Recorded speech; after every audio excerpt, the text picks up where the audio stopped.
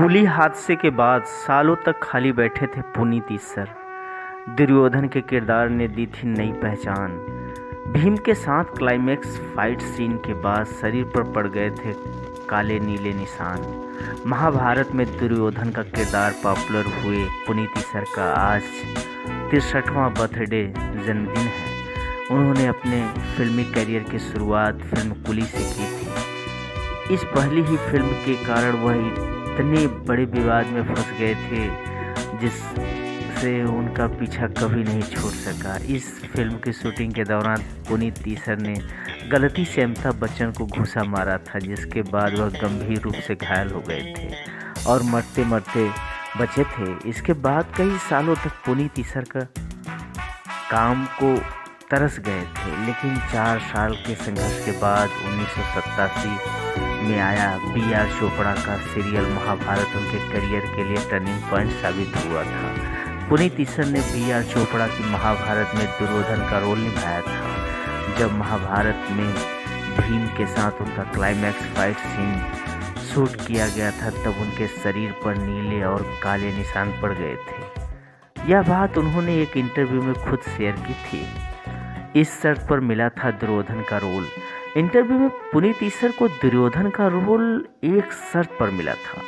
Makers ने कहा था कि भीम का रोल निभाने के लिए उन्हें उनसे ज़्यादा हाइट का एक्टर मिलना चाहिए। गौरतलब है कि पुनीत ईसर की हाइट 6 फीट 3 इंच है और दुर्योधन का रोल ही करना चाहते थे, लेकिन बी.आर. चोपड़ा ने उन्हें भीम का रोल देने के लिए कास्ट किया था। प्रवीण कुमार बने थे भीम।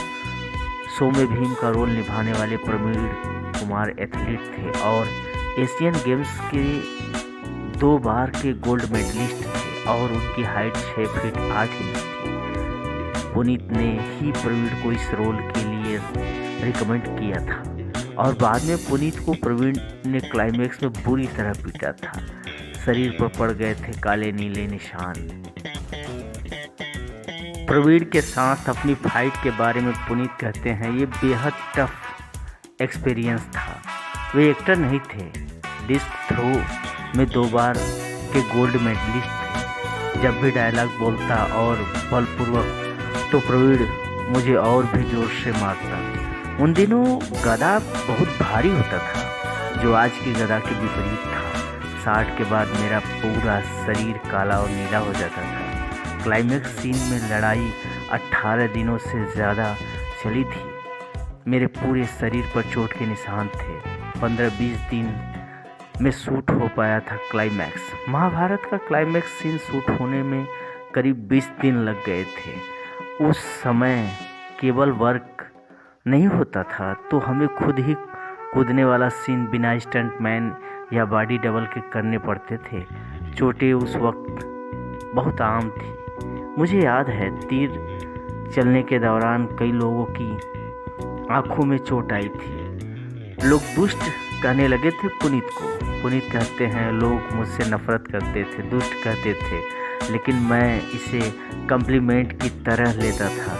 लोग सेट के बाहर भी मुझे दुष्ट कहकर बात करने से मना कर देते थे। इस दौरान पुनीत ने कुली की शूटिंग के दौरान कुछ हादसे की बात भी की। महाभारत से पहले के 4 सालों में उन्हें थोड़ा काम मिला, लेकिन वह उनके मन का नहीं था। महाभारत के लिए 2 साल तक कास्टिंग चली थी।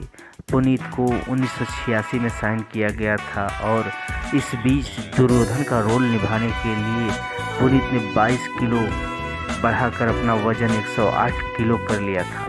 आशा करता हूँ दोस्तों, महाभारत के अच्छे किरदार पुनीत से जुड़ी बातें आपको अच्छी लगेगी। धन्यवाद।